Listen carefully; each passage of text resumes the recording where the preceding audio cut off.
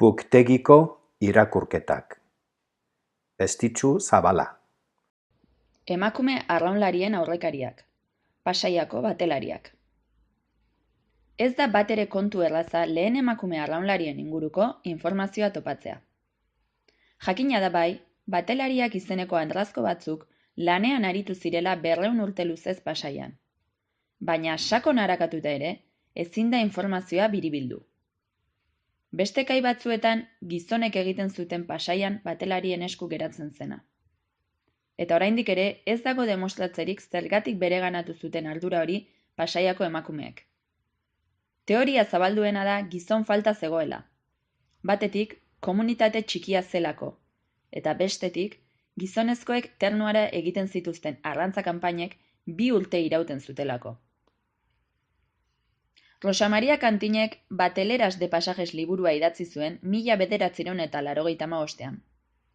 Kantinek ikertu zuenez, 17. mendetik 20. mendera existitu ziren batelariak Pasaian, eta izugarrizko garrantzia izan zuten garaiko ekonomian.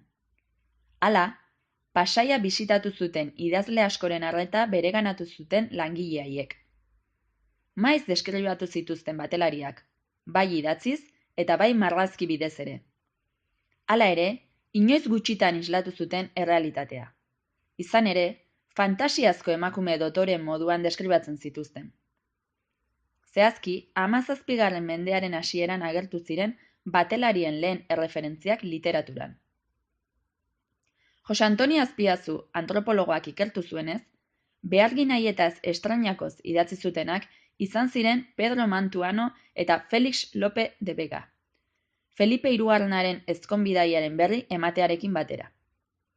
Donostian eta Pasaian egon zen Felipe hirugarrena, eta Mantuano eta Lope de Vegak honela idatzi zuten.